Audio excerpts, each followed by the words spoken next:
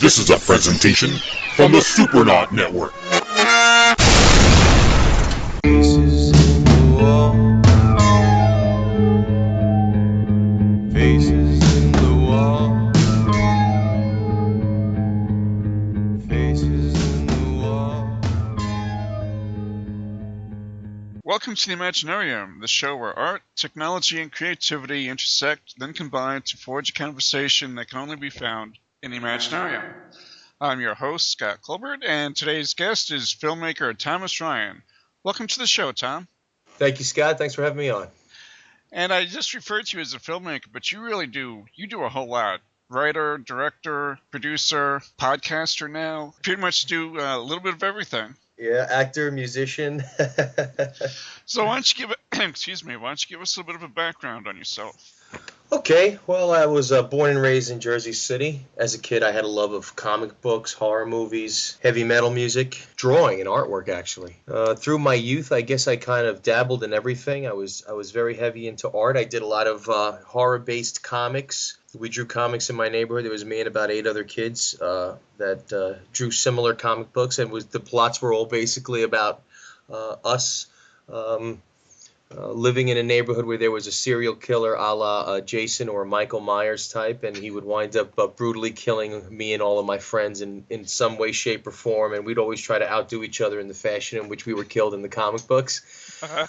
So we did that for a while, and then I started to dabble in VHS home movies, doing the backyard horror films, the basement horror films, and just kind of getting my feet wet in what it took to act and make a film and write a film. And of course, it was all pretty silly stuff and very amateur, but it was a great experience.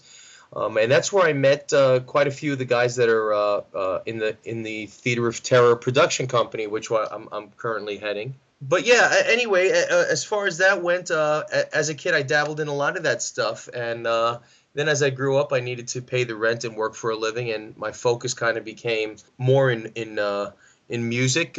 Because as I worked a full-time job, I could kind of gig in a band, and so that didn't really lead to me making any money, but it was sure a heck of a lot of fun, and wrote a lot of songs, and met my current bandmates now. Well, actually met Jeff Mason, the drummer for the band Vlad the Inhaler. I met him in college. That's the name of the band. I'm in Vlad the Inhaler. It's I could go on and on here, Scott, so I'll let you come in and ask me what you want to know, because anyway, basically all this led to where I'm currently now involved in writing and making films. I'm still with my band. As you mentioned, the podcast, meeting a lot of new people, networking a lot of people that have similar interests, and so here I am with you. Going back to the comic books and the stuff that you were drawing with your friends, what were some of the memorable kills? Because I remember what I was like when I was a kid, and I'm pretty sure I could come up with some pretty gruesome stuff. Boy, if I could recall, and I'd love to have the comics in front of me again to really have the reference material, because unfortunately, going way back then and thinking about everything, it's a little hard to pull them out. But there is one in particular that I remember. I wanted to do a friend of mine being decapitated. As I thought about it, I thought it would be much more gruesome if, instead of being fully decapitated, his head was actually cut in half from the nose up. From kind of like from the top of your lip or your bottom of your nose up. And so I drew this great scene where the killer swings this machete and just chops his head in half. You just kind of see the remains hanging out over his face and draping over his face. And what was really cool about these comics is that at the time we would do them in black and white, but I was one of the first kids that started all the blood and guts scenes were in color. So I would color the intestines orange and yellow, and just you wanted to make it look really, it would really stand out. And in a black and white comic, it looked fantastic. It was very much like a Frank Miller type look, So yeah, it was pretty cool. It was, that was definitely one of the most gruesome ones I can remember. Oh, that's I would love to see those. I could probably send you stills of some of them, to be honest. I know I have access to at least one that I drew. A friend of mine who was a much better artist, his name is Dave Leon. He had a series called Haunted House, and he did about eight comics, and just well drawn, well shaded. for the time and for our age, and just really well done. I'd love to get a hold of those, but I could send you mine that I used to do. It was called Midnight, and I could send you some excerpts from that one. Oh, I'd love to see that. Yeah. Cool, will do. What comics did you like growing up? What were your favorites? I had so many. I mean, I loved Marvel and DC equally. I don't think I had a big love for one over the other. I have a lot of old Batman comics. I loved old Batman. I love Batman in general. But I was into a lot of Superman comics too. On Marvel's side, lots of Spider-Man comics. DC, I also like the Demon series. And it was just called The Demon. I don't know if you're familiar with it because I think they've had a few other renditions of it, but I like that one. And in Marvel, I was your typical Avengers, Spider-Man, what have you. But I also really collected a lot of those House of Mystery, Tales from the Crypt. I used to love the sci-fi horror comics. Time Warp was one that DC used to do, kind of like an Outer Limits type thing. I love those. I used to collect those as much as I could. And then as far as comics went, and I had a ton of these Old West comics that was it Charleston Comics used to put out. Yeah. Yeah, Outlaw or whatever, or how the West was won or whatever. Like just a lot of these old cowboy comics. And then a really frightening collection of old Richie Rich and Casper comics. Hey, I had Archie comics, so Mhm. we all have our guilty Yes. pleasures. Yes, that's right. And I remember picking up reprints of the old EC comics and like cheap hardcovers that you get at Barnes and Noble or Woven Yeah. Books or something. Yeah, Those are that's great. fantastic. Yes. Boy, they will warp you. Oh yeah. They they Oh, they yeah. they made us the men we are today. That's right. You're absolutely right. You're absolutely right. So, what instruments do you play? I play the bass for my band. I'm also the lead singer. I never claimed to be a great bass player. I think I'm more of a rhythm guitar playing bass player. Playing and singing is kind of difficult, but I guess the singer of Rush would would argue with me about that. But yeah, so I play the bass. I've been singing with Vlad now. We've been together for about 5 years since we first started playing again. We originally started playing together in college. My roommate, the drummer in the band, Jeff Mason, him and I lived together in college. We shared an apartment, and it was really crazy. We lived in a pretty bad part of Jersey City. We lived on Jordan Avenue in Montgomery, across from the old Montgomery Armory.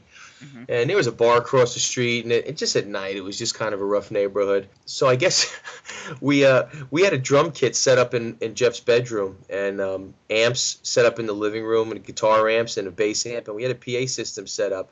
And we would hang out in college and drink, and 2 and 3 o'clock in the morning, we'd be jamming in the apartment. And nobody ever called the cops because I guess there were worse things going on in that neighborhood. And people weren't really worried about the music coming from our apartment.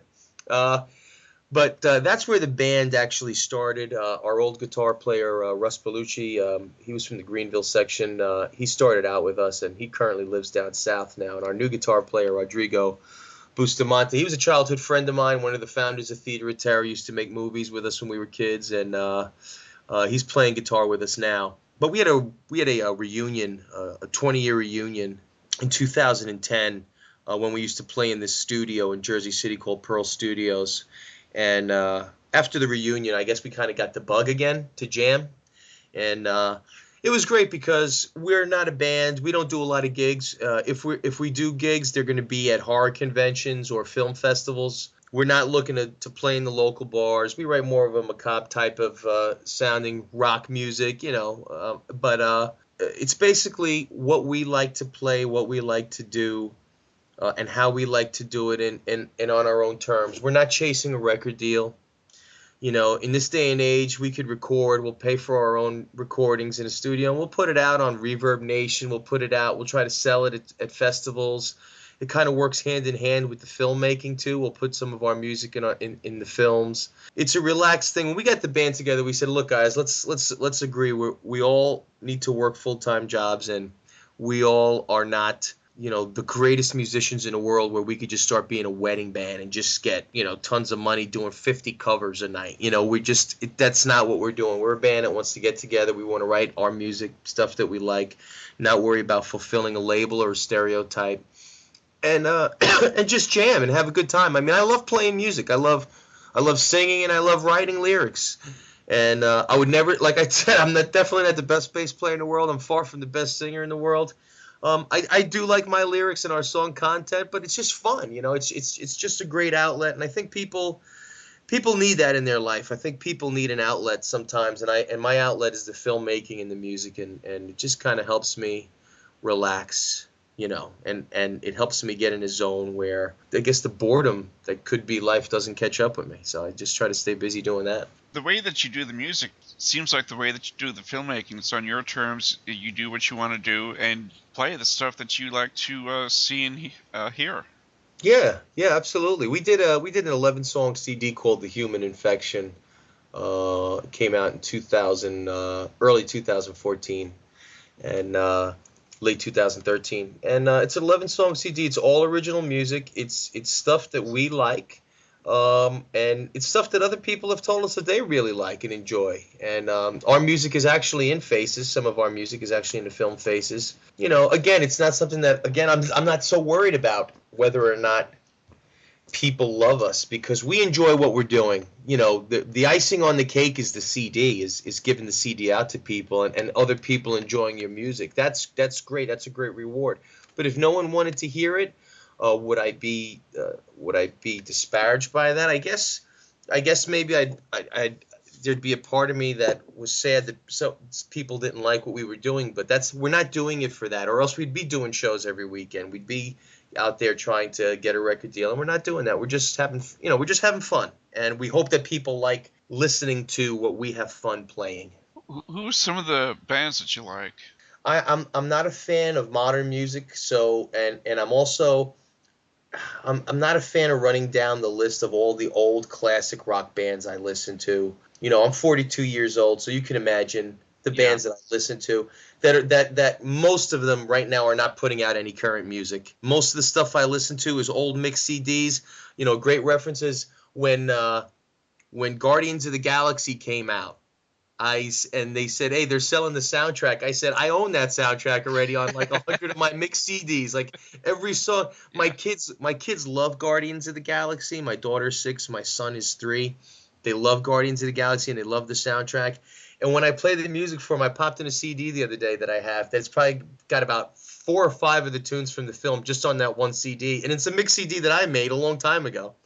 Driving songs, that kind of a CD. Yeah. And they're like, "How do you have all these songs?" And I said, "I had these songs." I said, and then I'm playing them different songs. I said, "I'll bet you this is going to be in Guardians of the Galaxy too." And I'm playing them, some other stuff. So I'm not going to bore you and tell you about all those bands that I like. Groups that I like, that I've currently been exposed to. One of my top groups is Sylvia Platypus, which is a band out of PA. I have them on the soundtrack for Faces. That is from their first CD. Their new CD, The Last Hurrah, it's called, is out now. Janet, the lead singer, sent me a copy of that, and I have it in my car, and I listen to it every day, and I love it. And they just have a unique sound. They have bagpipes in the band. I love Janet's vocals. I love the whole band. I love their whole sound. I discovered them when Vlad the Inhaler had a gig at Parafest in Bethlehem, PA, a couple years ago. Or I'm so bad with time. I think it was at the end of 2013. But we had a gig, and Sylvia Platypus was one of the bands playing there, and we checked them out, and I just loved them. I thought they were fantastic. I thought they had great energy. Janet's got great energy on stage, and her look and the band's look. It just reminds me of a band from the '60s. It's just a very cool band. I love them. And I love listening to them, and I love listening to their music, and it's just, it's one of those things that and I know independent groups love to hear that, but I'm telling you, I'm listening to their CD in my car every day, and I enjoy it that much, and I think they write some great songs and they have a great sound. Um, Another band that I really like is my buddy BJ's punk band Polyabuse. They've been around for years. I actually started out as the drummer for that band many years ago, and I played drums with them, and then I moved to the bass player and backup vocals with them. And then I kind of went and joined another band, and BJ went in another direction with another bass player and guitar player, which was very good because he got some great musicians, and I definitely was not up to the task of playing the punk stuff that we were writing much longer. But I love that band. I had a lot of fun with them. But I love their sound. They have Carlos now playing guitar, and Carlos is a great guitar player. BJ's doing the lead vocals and rhythm guitars. I believe another friend, Carlos, is also playing the bass. I believe they got a fellow by the name of John on the drums. But I love their music. Great punk rock, great Latin feel to it. They've got some great stuff. One of their songs is actually in Faces, and I gave BJ a cameo in Faces. He is a guy that walks up to the jukebox to put the dollar in the jukebox, and then the song that plays is the song from their band. So they're another band that I really dig. I don't listen to anything on the radio, Scott, or I'll tell you what, I really don't. No, I'm with you on that. I think I stopped listening to the radio somewhere around 1992 or 93.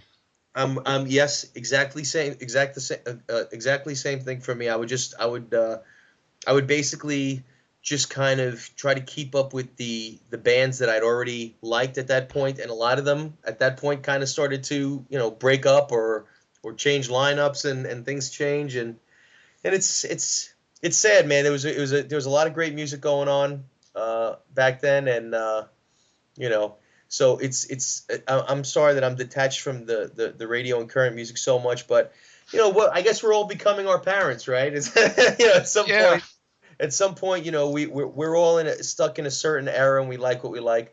But I do believe that you could find a lot of really very good music on the independent stage and from bands, because especially unsigned bands, a lot of them they still have that raw feel and that heart and the writing. It is a lot of great unknown artists out there, and just great material that you could hear if you're not listening to the doctor chopped up processed stuff that's put out on the radio that's supposedly a hit. Look, just at the New York Horror Show that we recently attended, the Macabre Fair Film Festival, where Faces screened, and we won a few awards there. I met a girl by the name of Chloe that does jazz in the city, and she's all in French. And I loved it. She gave me her CD. I thought it was fantastic. I'm not going to go to the record store and go picking through jazz CDs to buy one. But I met her. We talked. She said, "Hey, I'd love you to check out this CD and tell me what you think about it."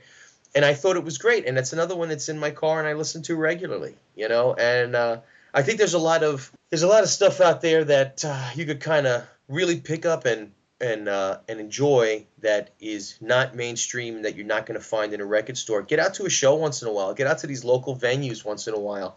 These bands are playing. The singer's got CDs in his band, and check it out. And like I said, some of my most favorite music that I am listening to now is all independent stuff. Yeah, I think that goes for most anything independent right now, whether it's music or movies or even in publishing, with small presses, or even self-published stuff. That's where some of the best stuff is being made. And Sylvia Platypus, the opening song, I don't remember the title of the track. It hooked me. It hooked me to the point that when the credits rolled at the end of the movie of Faces, I looked specifically to see who did the music, because that song just got its hooks in me. That's great. That's great. Yeah, that's something. That song is actually called The Seagull. Yeah, I mean, that's what's so great about that part of the film. And you're talking about the opening scene, right? The introduction. Yes. Uh-huh. Yeah. Oh, I'm sorry. If you're talking about The Seagull, is actually the song that's later in the film, in the office scene where Frank is asking for an advance. The opening song is called Hush Now. And what's so great about Hush Now, and I guess we'll get more into the film later, but it's so perfect for, I guess, what the character wanted the most. At least what troubled him the most. The lyrics to Hush Now, silence is my favorite sound, is something that I think would have benefited Frank a lot in his life. And I just thought it was so appropriate when the film opens and he's kind of looking at his reflection in the mirror, and the song Hush Now, it's I just it was just so perfect for the character. And just one of the luckiest things that could happen to a filmmaker is basically when he finds that music that's going to dress a scene up so well. I just thought that I just thought that song enhanced it so much, and I'm glad that it made you look in the credits to see who did it, because that's another reason that I will only always use independent local music for my films, is I want to help promote them. I think that it's so good that you might not normally ever hear that song unless you see them or buy it somewhere, and so I just try to get it out there to show people how great it is. And when it's so fitting to the film, it's just such a bonus. Oh yeah, I had actually thought that song was written specifically for that scene. I mean Wow. that's how closely it. You don't really get that Until the end of the film. until the end of the film, Yeah. and then you realize how because I watched Faces a couple of times, and then then hearing that song at the beginning, it's like, holy shit, wow, that's pretty cool. Yeah, yeah, yeah. It was just a great.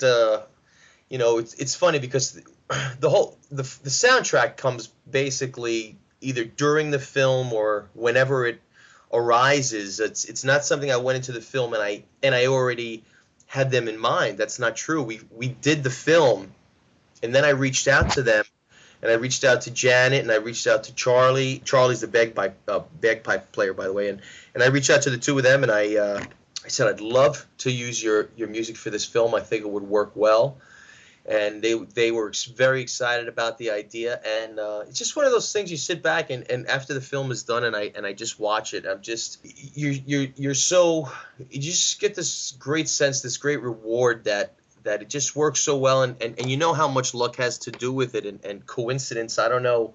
I meet them at a film festival, they send me their music, blah, blah, blah, and suddenly I cannot see the film without their music. And it's just when you see that and experience that, it's just really rewarding, and it's great to know those guys, and I am very grateful to them for letting us use their music in the film, because like I said, it just enhances the film so much, and I couldn't picture the film without it. I think it would actually be a very different film without their music. Yeah, I do too. I really do. And since we're talking about Faces, let's just go ahead and talk about it. As I said, I've seen it a couple of times, and what I love about it is it really reminds me of movies like Maniac, and some of the early '80s, maybe even some of the late '70s stuff. Yeah. It really has a specific feel to it that I love. It's just a great film, and it's a lot of fun, and it's really kind of unique. I like the premise for it. Thank you. Thank you. And you play Frank. And I play Frank. Yeah. Yeah. And do a pretty damn good job too. Well, thank you. Thank you. I appreciate that. How hard is it to direct and act at the same time? Especially for this film, it was difficult for me, especially when the film was done and we were cutting it together, and then it's so ironic. I just won Best Actor at the Macabre Faire Film Festival for Faces. I was so honored to get it. It was the most unexpected thing that could have happened to me.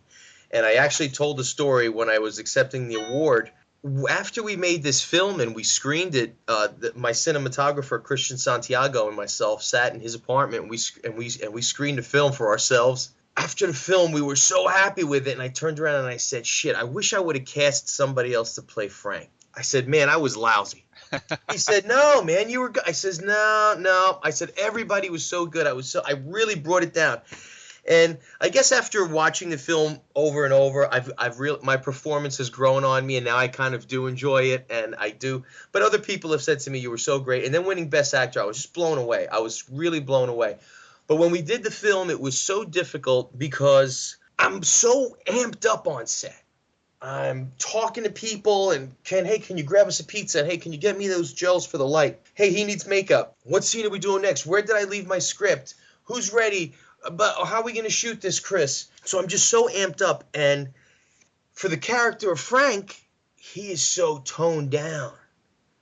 And he's so monotone and just mellow. And for the most part, Yeah. it was just this this just tuning it down. I just had to hit this off switch when we were ready to shoot. And I think that doing that to me got into my head, I think, and that's what really made me believe that my performance was not what I would have, liked to have had. But then in now in hindsight and after the award, I kind of say, yeah, I guess it did work, and I was able to pull it off.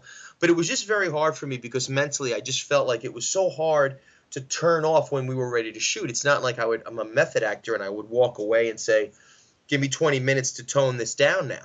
We were basically, when you're on zero budget and you're trying to get stuff done and everyone's volunteering their time and their attention, I had to hit that mark when it was time to go. So it was difficult, but I think the overwhelming stress of making a film and being responsible for all of that anyway didn't make that any more difficult.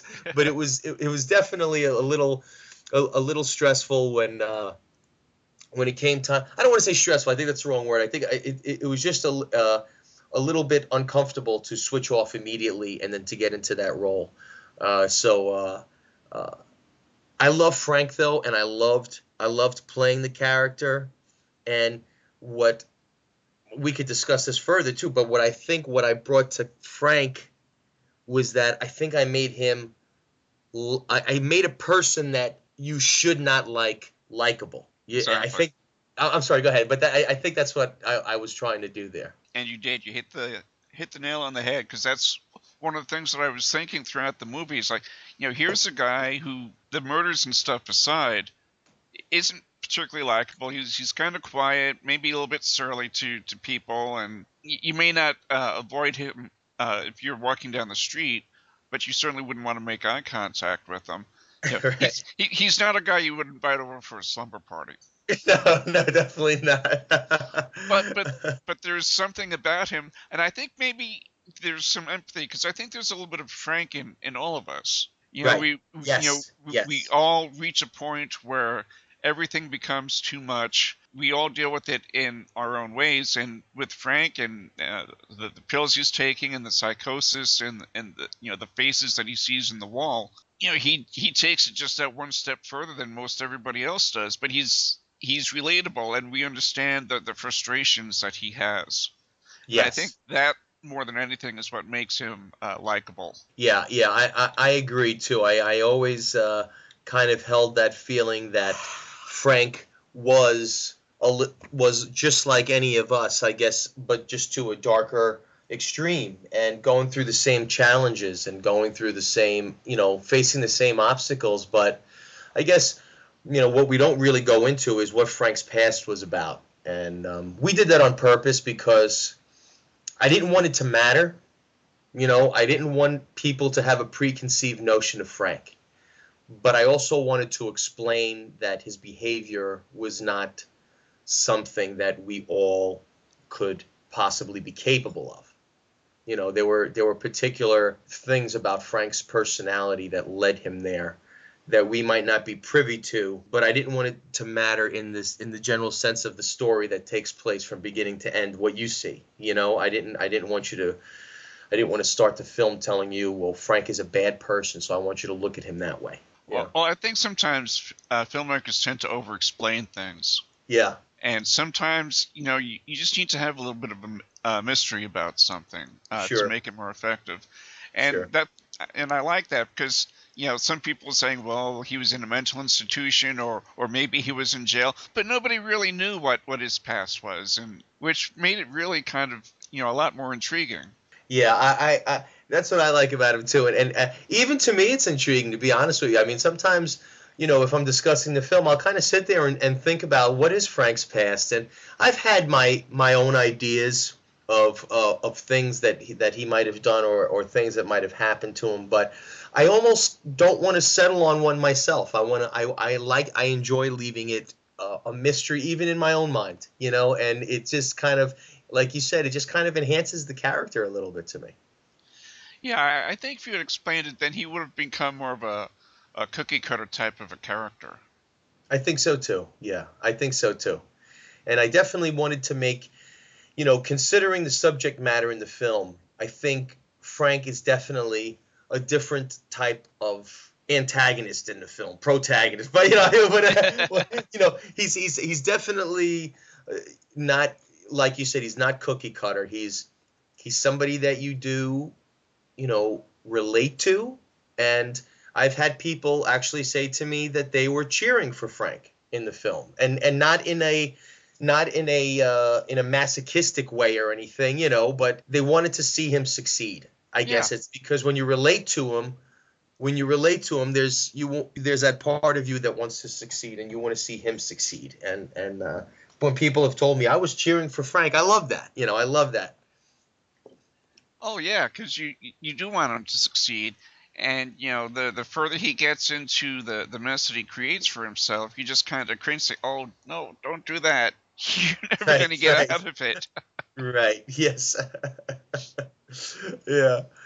Yeah, Frank definitely steps in the film, and you cringe at the situations that he gets into. Not so much the situations that he gets into, but the situations that he gets out of, I guess. Yeah. But yeah, What yeah. what was where'd you come up with the idea for Faces? So I love to tell this story because it shows you how you could really be creative with very basic ideas. I told you about the band in college, Vlad the Inhaler, and me and my roommate Jeff Mason. So we had a lot of parties in that apartment. We were hanging out one night, having a few drinks, and probably smoking a few doobs at the time, and talking about how many friends we had come over the apartment, and how we were not big picture takers, and we never documented all the great times that we had there. We just kind of partied, and nobody had phones then, so nobody was Yeah. taking pictures of anything.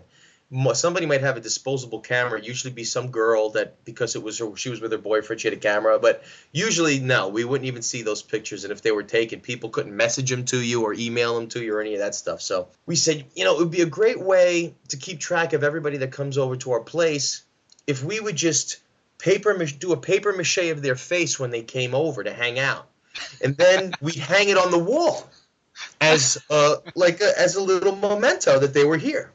So then we started laughing and said, man, can you imagine how crazy it would look if the whole wall was covered in faces? One night, we pick up the instruments to jam, and I can actually send you the original file of the first time that we ever played it. I have the cassette, and I put it onto the computer. And it was a cassette tape that we recorded. And I said, hey, man, I wrote this tune. You ready? And he says, let's do it. And we go into the title track of the film Faces that you hear right after Frank and Charlie have their confrontation, and it goes into the title of the film. That song is actually a current revised version of the original that we played way back in college, and I have the original recording called Faces in the Wall. Now, the idea of that song was just one verse that I'd written that was simply put, guilty feelings of my past, memories that just last and last. I don't know what I'm seeing, but it's hard to believe. Faces in the wall. So when I said to him, well, this song is basically about a guy that is haunted by his misdeeds in his life, and he sees the faces of the people that he's wronged. So flash forward 20 years later.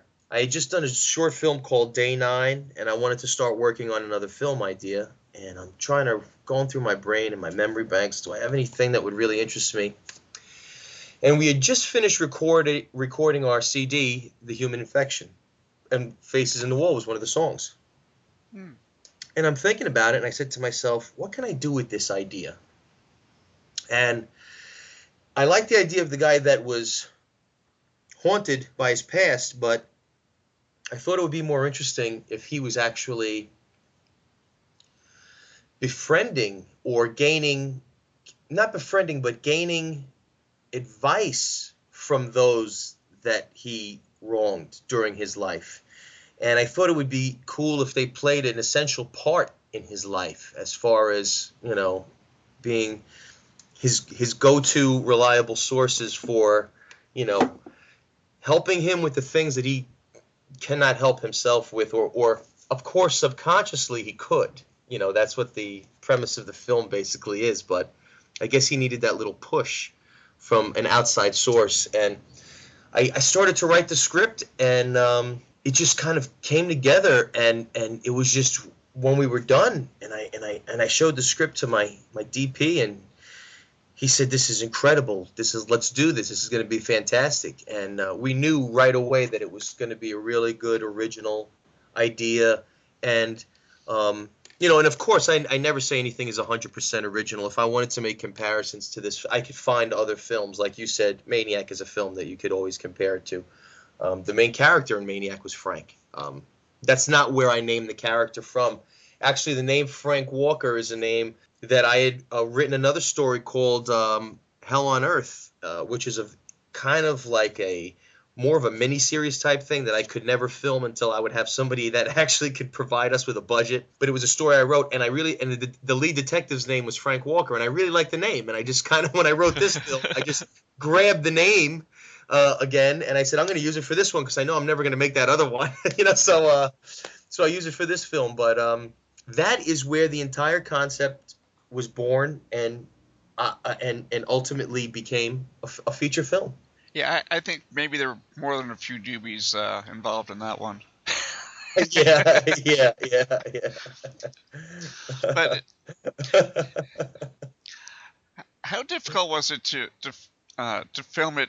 Because there's a point, I think there's maybe five or six faces that are in the wall by the end of the movie. Yeah. Was that technically a pain in the ass to do? It was a pain in the ass, but we put ourselves in that position, and the reason being that that room, I think it's probably obvious that it wasn't a real room. It was a set that we built because I couldn't cut a hole in anybody's room in anybody's walls. So it was a set that we built. I built it to be 12 by 12. I wanted it to look small and cramped, and I wanted it to look like a dingy type of an apartment. But in hindsight, I wish I would have done 14 by 14 or 16 by 16 to give us room. You could always make a room look small with camera work. I didn't necessarily have to make it small and then hinder the camera work because of the size of the room. So that was a problem. And also, we were not using a wide-angle lens to shoot.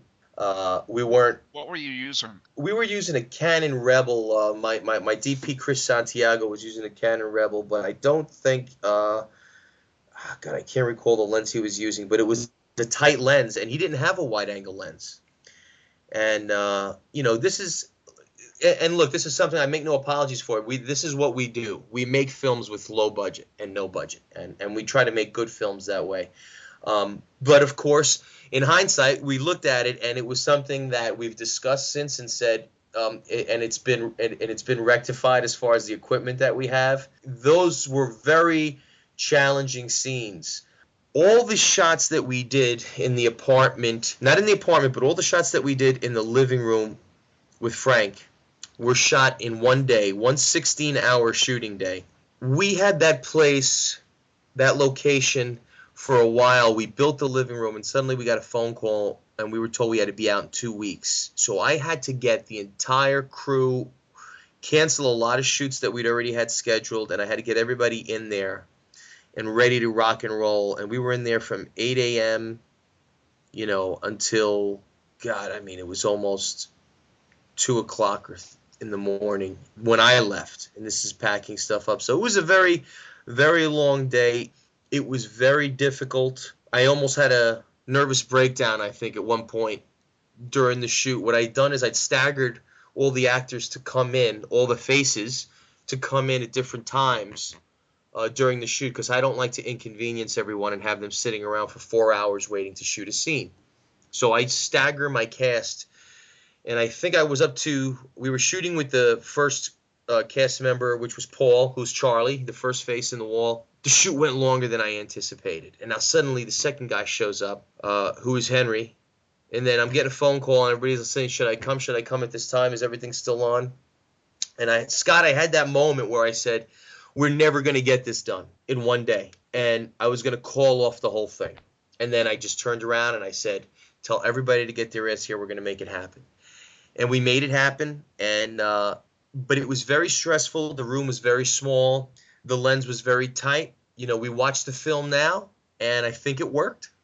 You know, I think it worked. Could it have been better? You know, look, as a filmmaker, as a musician, you always look and listen to your stuff and you say, oh, I could have done this better. We could have fixed this. But when you get obsessed with that, that's when you're in the mixing room or the editing room for 2.5 years for an independent film that you're going to be begging people to watch. You have to get your product done. You can't second guess yourself. You have to do what you can. And we did what we could with what we had. And I really look back on it now. And yeah, was it difficult? Was it stressful? Absolutely. You know, but it's one of those things. You know, would I change anything now? I don't know if I would. You know, I don't know if I would. I don't think you would have needed to change anything. I think it's you know, as a writer, you know, I look back at some of my work and think, you know, yeah, I could have written that better. But you know, we're always our own worst critics, I think. Absolutely, absolutely. You know, You know, I think the amount of awards and nominations and that Faces has received pretty much tells the story about that you did the right thing. yeah, and we are very very happy about the awards. Just the nominations, the recognition. I was ecstatic about it. I said, you know, the feedback that we were getting from people that saw the film. We premiered it on October 10th of 2014 in the Lowe's Landmark Jersey and Journal Square in Jersey City, which is a great old classic film theater. There's a St. George and his dragon on the roof statues. It's awesome. And we had about 250 people at the premiere. Wow. And it was just a great turnout, and people were blown away. They were just completely blown away by the quality of the film, the quality of the story. They just enjoyed it. People that were not into horror enjoyed it. You know, people that were friends and family that are not into that scene loved it. You know, subsequently went on to buy DVDs of the film. So it was very very rewarding that when we got those nominations, it was people that are outside of our circle, you know, outside of the people that we know, that are close to us, that also acknowledge that the film was great and very enjoyable, and that was fantastic. And then when we won Best Soundtrack, Audience Choice, Best Feature Film, and Best Actor, it was great. 3 awards for a film that we didn't know how many people would turn out to the premiere, and we win 3 awards. So, you know, I went on and I entered this thing into a ton of other film festivals. I couldn't even probably name 3 of them to you right now because my mind is so scrambled from all the submissions. But hopefully it's just the beginning for this film, because I'm proud of it. I'm proud of the work that all my actors have done on it. All my cast and crew members have done it on it, and I'm so happy for them that on this film that they all work so hard on it. It's getting some recognition, and people are enjoying it. It's really a worthwhile film, and we'll have links because you know the DVD for it is available. Yes. And so we'll definitely have that on the show page because it's one of those films that can work in a lot of different ways. You know, it can work as a horror film, but I think for me, I think it's more of a psychological thriller. Yeah, that's how we usually advertise it. I started advertising it as a horror film, and I kind of felt uncomfortable about it because I said, you know, I don't want to disappoint like the Gorehounds. You know, I don't want to misrepresent this film. As we kind of started watching it play out, we said this is definitely a thriller, and then somebody threw the term psychological thriller at me, and I said, that's it, you nailed it, that's what it is, it really is. And then we started going with that on, and luckily it was early enough in our promotion of the film because I didn't want people to misunderstand. And I really do believe that it does have its great gory moments, but they're so well placed, and I think that they're so subtle that I think that actually adds to the film. But I mean, what do you think? No, I think you're right. In fact, I was just trying to think of some of the the gore set pieces, none are None really, are really coming to mind. mind. But it, But it, you know, it's they are very subtle. subtle. I think that's why I look at it more as a psychological thriller or even a character study. I mean, if you want to get artsy fartsy about it, it has just the right amount. I think if there was any more, it would have been a little bit too over the top. Yeah, and it's funny because a lot of stuff like your budget dictates a lot too, and I knew that and it all the budget dictates, of course, what we do. Now, I don't think we spared much expense on the makeup and on the scenes that we did show. I'd like to thank Mike Scardillo, who did the effects, provided the heads, provided the heads on the shelf makeup and effects, did the blood splatter effects. Also, Alicia Guzman, Justine Palace, Nick Fuentes, Melissa Jarino, doing the makeup on the faces. I thought they did an outstanding job. They spent a lot of hours working on it. Those guys did a great job, but I thought that what was very important in the film was not to be too graphic with what was happening, especially earlier on, because, again, we wanted Frank to be a likable guy. And I don't think that would have helped the case because with the insinuation of what's happening, without giving, I don't want to, I mean, I'm kind of assuming that most people have already seen the film that'll be listening to this. But even when you lose a character in the film, you don't lose the character. The character is included throughout the film, if you understand what I'm getting at. Yeah. It lightens, it softens the blow. It softens the blow of what has happened, and it makes Frank more likable because it doesn't seem real.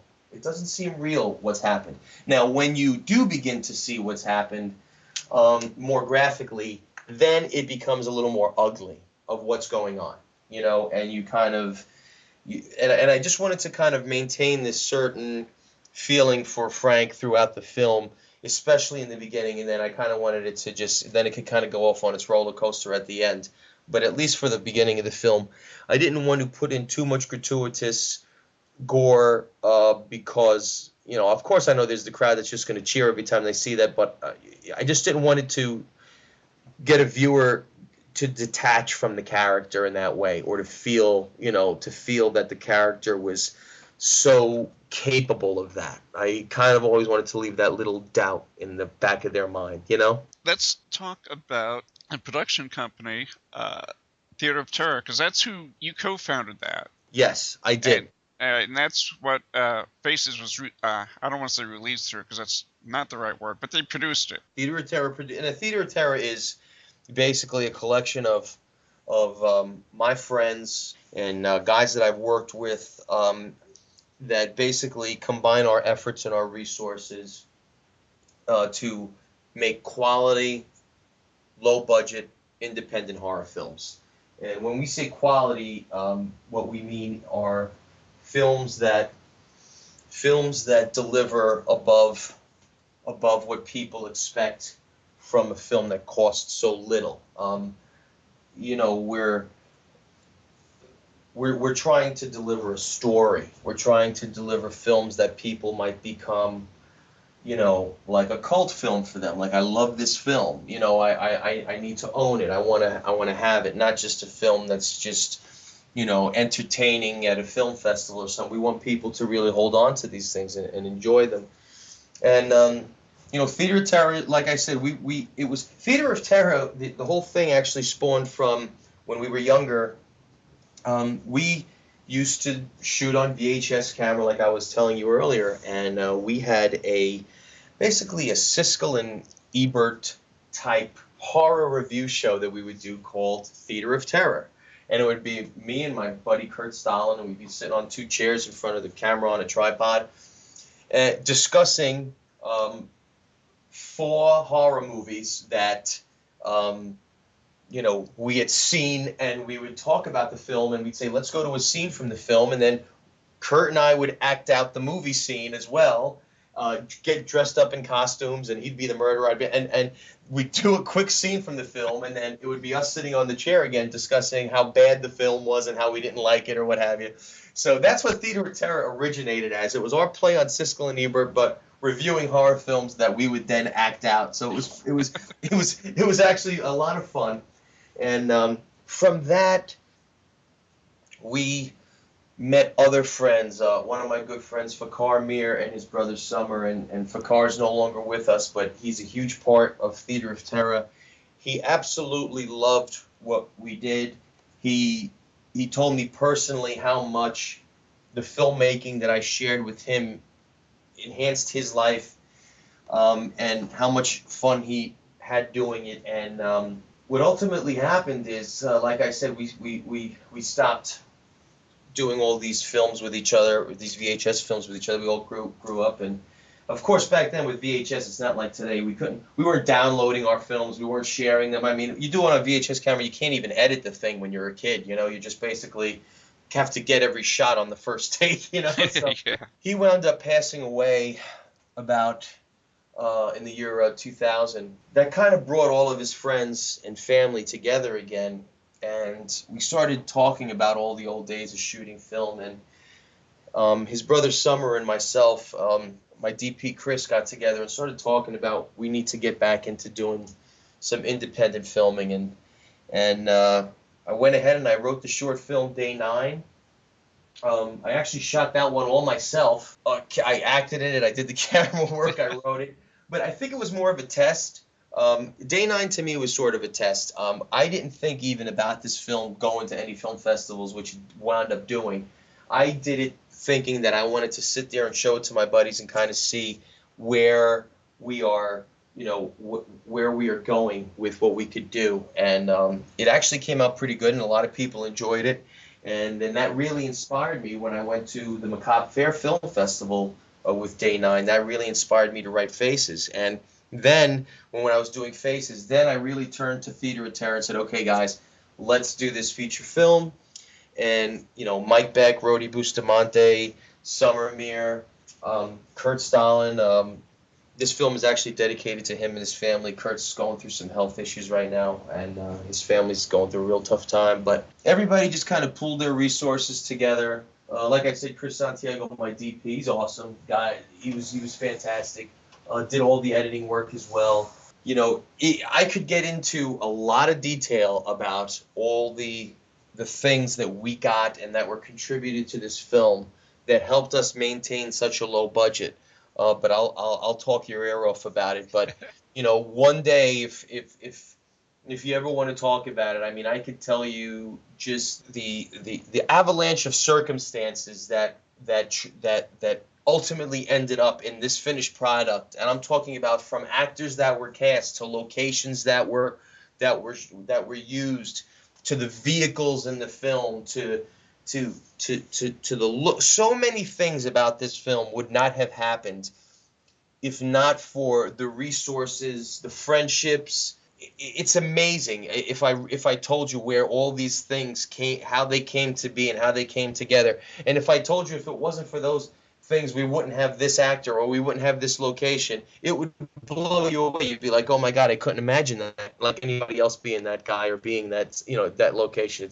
It's amazing. But that's what Theater of Terror is really about. We love to promote the scene. We love to promote other independent artists.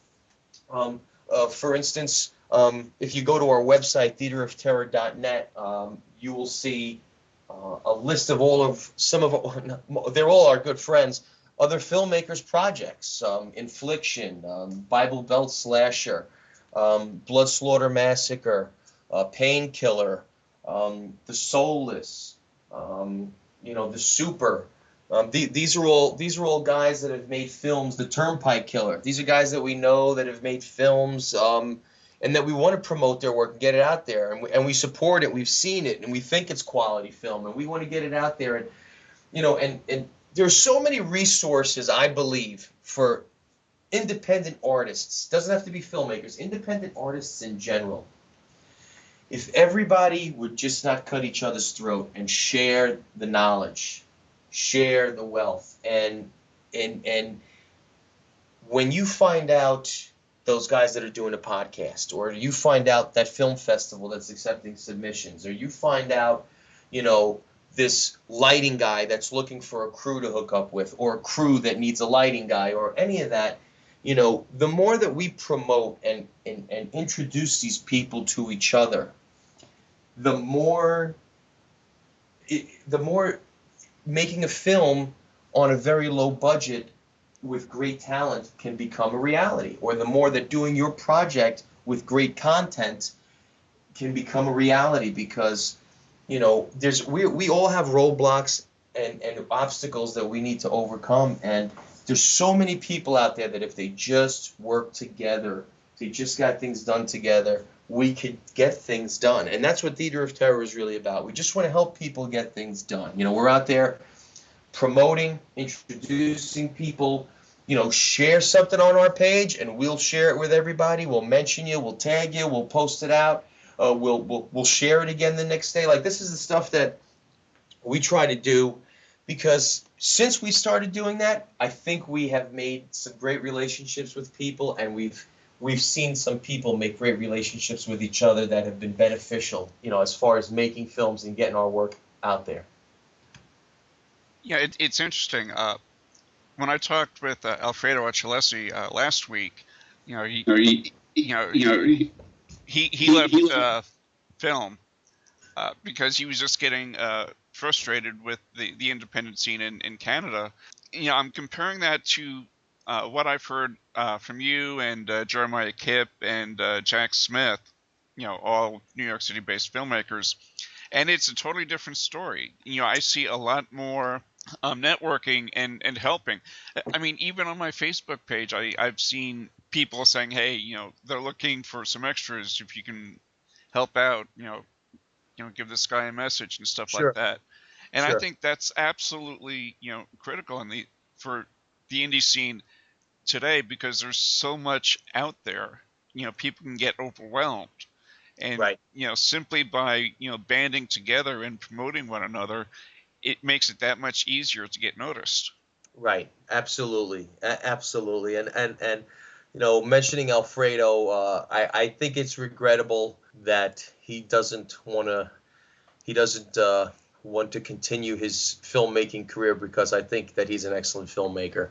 I think that people are going to miss his work if he stops what he's doing. So hopefully he'll change his mind. I can say that about Alfredo, but I completely understand the stress that comes from it, and just to just echo your statements. Yeah, you're absolutely right. It's banding together, and you could really get things done. You can make your own life easier just by opening up. I know a lot of people like to hold on to their contacts and such, and I understand in some cases that's necessary, but I think it just helps, because isn't it just exposure for everybody? While we could get this free exposure, don't you want to get the free exposure? That and it only, like you said, enhances the scene. And, thank God for the internet. That's changed everything so much. And it's It such a has. dynamic in the way that things are now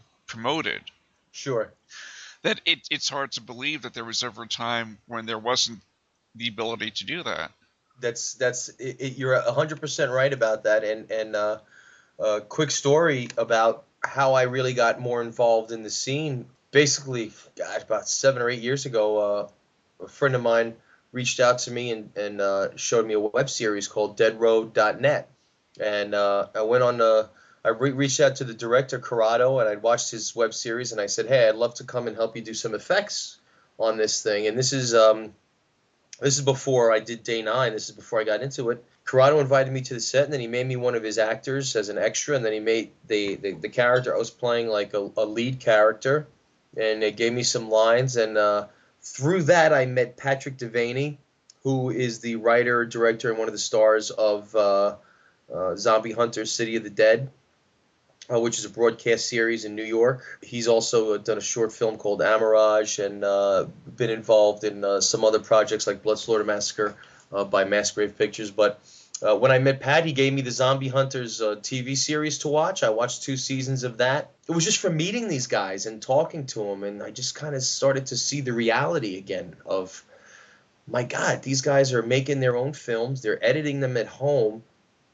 they're mass producing them on DVD, and they're putting them on the internet, and they're selling them, and they're getting them out there to the world. I'm just like, this is fantastic. So to complement what you said, it's to think about where we came from, where you would never meet these people or get any kind of recognition for anything, for anything you've ever done in film, or because there was just no medium to get that out on. There was nowhere to show these people unless, of course, you made it to Hollywood, and otherwise no one would ever know of anything that you ever did or enjoyed. And it was so, I guess, it was like an awakening when I saw what could be done and what could be done for relatively little money. I could go out there now, and with Day 9, I bought a little HD digital camera, a Panasonic HD camera. I went out and I got a Adobe Premiere Elements. I shot the film, and I wrote the film, I shot it, I edited it. I did the titles myself on the computer and everything, and I was able to submit it to film festivals and mass-produce DVDs. And suddenly, it was this whole new world of indie horror and people that loved this and people that wanted to see it and share their work. And it was really, it was amazing, to say the least. It was amazing to be introduced into that. It's almost a renaissance of the direct-to-video horror of the early 80s, except updated for the new millennium, so to speak. Absolutely. Let's change gears just a little bit, or a lot, actually. Let's talk about this podcast you just started. True Ghost Stories. It's on WLOR. A show that we're taking over. It's existed for a while. Paul Gamitter, that played Charlie in Faces, is actually my co-host. Paul was selected to be the host. A woman by the name of Sherry Emily reached out to Paul and said, we'd like you to host this show, True Ghost Stories. I think you'd be great for it. Pardon me. Paul needed a co-host, and he reached out to me, and we discussed it a little bit. And to be 100% honest, I'm not a big believer in ghost stories, and I'm not very knowledgeable about the paranormal, aside from what a lot of people have seen, which is basically movies like Amityville Horror or The Exorcist or whatever, just possession movies or ghost movies But I've never been a big believer in it and a big researcher on the subject.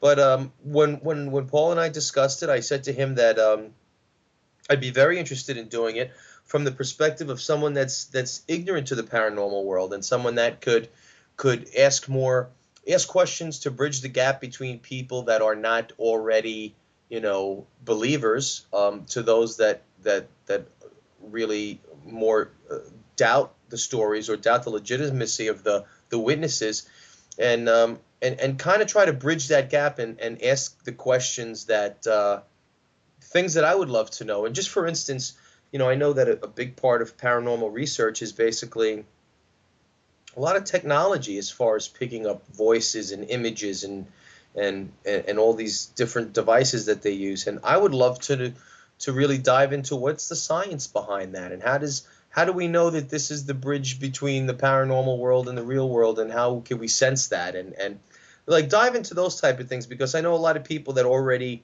100% believers in the paranormal and the afterlife, basically never really ask how the machine works and how does the machine pick up the image. It's just like, hey, look at this image on this EKG or whatever the hell it is. You know what I mean? And so I kind of found that it would be interesting in that show that we would bring on empaths, and we would bring on people that have seen UFOs, and we're going to bring on people that have witnessed the paranormal or the spirit world, and kind of just try to get their stories and dive into it a little bit and try to see if we could find the truth. And that's why it's called True Ghost Stories, and try to find the truth behind the story. Look, I had an experience myself when I was a kid, and I told the story on our first show, but I also admitted that as an 8-year-old, at this point now, I can't decipher whether that was imagination, being half asleep because it did happen in the middle of the night, or if it was reality. But I do share the story and say that was what I believed was an experience for me. Sherry shared a story with us about a near-death experience that she had that was a very emotional experience for her to talk about. Whether or not there's proof that it happened, there's certainly enough emotion in her delivery of the story that we feel it's something that we'd like to listen to and like have her share with us. So I think it's going to be a lot of fun. Paul's a great co-host. Sherry's going to be our engineer on the show as well for a while, and we're going to have some great guests on that are going to be able to, share their experiences and their knowledge of the paranormal and the beyond. And it's going to be interesting for me to check that out because, like I said, I want to approach it from the perspective of someone that's not really experienced and knowledgeable in this. Just kind of ask the basic questions that a regular Joe might want to know about, a ghost encounter, So it's going to be great, I think. We're going to be on every Monday night at 9 p.m. on WLOR.net. Well, I think it's absolutely fascinating. One of the things that actually got me into horror was my mom had a few books by Hans Holzer, who was really one of the very first ghost hunters, I guess you'd want to call him. Okay. And he'd been doing it for decades when I first started reading the books, which was like in the mid 70s. So Yeah. He'd been doing it a long, long time, and I just found it fascinating. And there were these grainy black and white photos of God knows what it was, but it really it piqued my interest. So I'm kind of like you. I have that. I kind of want to believe, but I still have those doubts. Skeptical, like, yeah. Skeptical, yeah. Well, Yeah. I'm from New York, so Right, exactly. And so I think that's going to be a really fascinating show. I haven't checked it out yet. Yeah, but check I'm it out definitely if you going can. to. Yeah, check it out if you can. Like I said, Monday nights at 9. It should be a lot of fun. There's also a live chat going on with us at the time, and we always acknowledge our live chat, messages, and we try to keep it loose. And it's not a we're going to try not to make it a boring show. We're going to try to keep it interesting. So, like I said, we just did our first show, so right now we're just getting our feet wet with it. But Paul's funny, and Paul's a good co-host, so I think it's gonna be a lot of fun. And it's something to look forward to. Before we go on forever and ever, let's wrap this up, and I'll ask you, aside from the podcast that you're doing, what's coming up next for you? Wow, a lot of people are asking me that right now, and what I am right now, I am in full promotion mode for the film Faces. I have no new films on the horizon. I am beginning to dabble in ideas.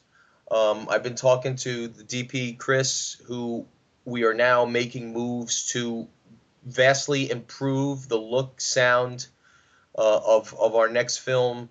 Don't know if it's going to be a short yet, but we're thinking more of doing a short.